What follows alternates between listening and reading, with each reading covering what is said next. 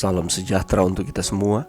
Pelajaran Sekolah Sahabat dengan tema utama 3 Pekabaran Kosmis. Pelajaran ke-10, Penipuan Terakhir Setan. Senin 29 Mei, Kebohongan Lama Tentang Keabadian. Bacalah Wahyu 16 ayat 13 dan 14 dan Wahyu 18 ayat 2 dan 23. Apakah kiasan spiritisme yang Anda temukan dalam ayat-ayat ini?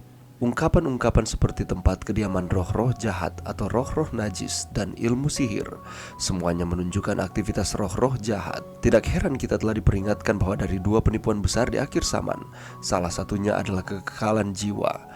Alfa dan Omega jilid 8 halaman 617. Tentu saja itu sangat mudah dilihat sekarang ini. Bahkan di dunia Kristen, gagasan tentang jiwa yang abadi adalah doktrin pokok Kristen. Banyak orang Kristen percaya bahwa pada saat kematian, orang yang diselamatkan naik ke surga dan yang terhilang turun ke neraka. Betapa sering misalnya setelah penginjil besar Billy Graham meninggal, kita mendengar bahwa Billy Graham aman sekarang di surga dalam pelukan kasih Yesus atau sejenisnya. Hal semacam ini diajarkan sepanjang waktu dari mimbar, di ruang kelas, dan terutama di pemakaman. Bacalah Pengkhotbah 9 ayat 5, Ayub 19 ayat 25 sampai 27, 1 Tesalonika 4 ayat 16 dan 17, dan Wahyu 14 ayat 13. Instruksi jelas apakah yang Tuhan berikan kepada umatnya tentang kehidupan setelah kematian, dan di mana kita menemukan harapan kita? Salah satu pilar penipuan Babel adalah pemahaman yang salah tentang kematian, yang berpusat pada gagasan tentang keabadian jiwa, mempersiapkan jalan bagi pengaruh menipu dari spiritisme. Jika Anda percaya bahwa orang mati dalam beberapa bentuk, hidup terus dan bahkan mungkin dapat berkomunikasi dengan kita, lalu perlindungan apa yang Anda miliki dari berbagai tipu daya yang dimiliki iblis? Jika seseorang yang Anda pikir adalah ibu atau anak Anda yang sudah meninggal, atau orang lain yang Anda cintai, tiba-tiba muncul dan berbicara kepada Anda, seberapa mudahkah Anda dibodohi oleh indera Anda? Ini telah terjadi di masa lalu, terjadi sekarang, dan tentu saja saat kita mendekati hari-hari terakhir akan terjadi lagi. Satu-satunya perlindungan kita adalah berdiri teguh pada apa yang diajarkan kitab suci dan berpegang teguh pada ajaran kitab suci tentang kematian sebagai tidur sampai kedatangan Yesus yang kedua kali. Apa contoh spiritisme modern yang ada dalam budaya Anda saat ini? Mengapa ketaatan yang teguh pada firman Tuhan merupakan satu-satunya perlindungan kita?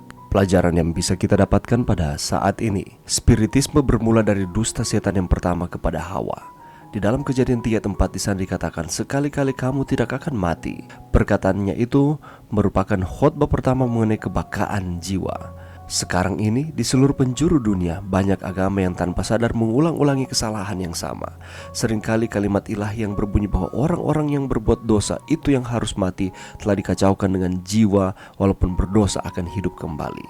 Doktrin yang salah ini telah menuntun orang percaya akan adanya kesadaran dalam alam maut.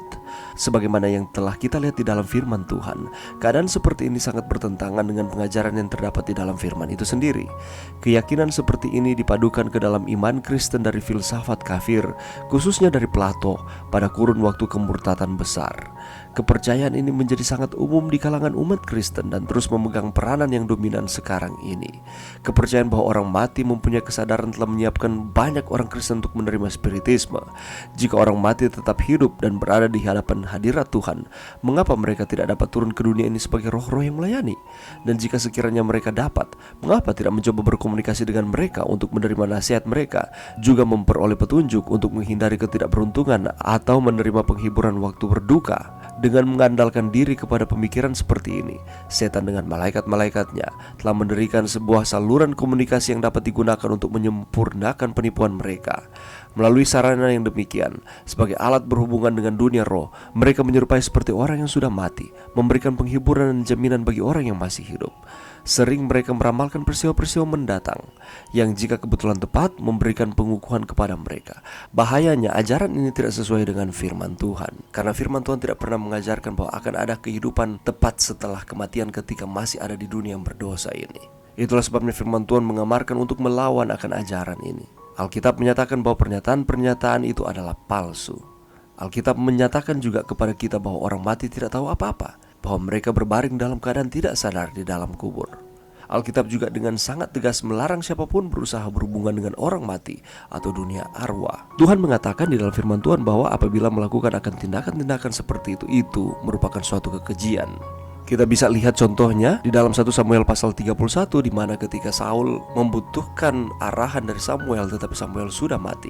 Bukannya Saul bergantung sepenuhnya kepada Tuhan, yang ia lakukan adalah dia memutuskan untuk pergi ke Endor, bertemu dengan perempuan ahli nujum, dan dia meminta supaya dia dapat bertemu kembali dengan roh Samuel. Tetapi itu bukanlah Samuel, tetapi setan yang menyerupai akan Samuel. Dan firman Tuhan mengatakan itu tidak benar di dalam pemandangan Tuhan. Dan ini merupakan kebohongan, karena salah satu pilar penipuan Babel adalah pemahaman yang salah tentang kematian, yang berpusat pada gagasan tentang keabadian jiwa, mempersiapkan jalan bagi pengaruh menipu dari spiritisme. Satu-satunya perlindungan kita adalah berdiri teguh pada apa yang diajarkan oleh kitab suci, dan berpegang teguh pada ajaran tersebut tentang kematian sebagai tidur sampai kedatangan Yesus yang kedua kali. Atau dengan kata lain, ketika orang mati, mereka tidak tahu lagi apa-apa, tidak ada kesadaran, tidak ada semangat, bahkan tidak ada kehidupan di dunia orang mati. Mari kita terus berpegang teguh kepada Allah melalui firman-Nya, sehingga kita tidak akan dapat diombang-ambingkan oleh ajaran-ajaran yang tidak sesuai dengan firman Tuhan. Salah satunya adalah ajaran mengenai keabadian jiwa ini. Mari kita terus setia kepada Tuhan. Mari berdoa. Terima kasih Tuhan atas firman-Mu pada saat ini. Bantu kami Tuhan untuk kami dapat menangkal ajaran-ajaran yang tidak sesuai dengan firman Tuhan di akhir zaman ini. Bantu kami untuk kami dapat mempelajari firman-Mu di dalam setiap kehidupan kami setiap hari. Ini doa kami Tuhan di dalam nama Yesus. Amin.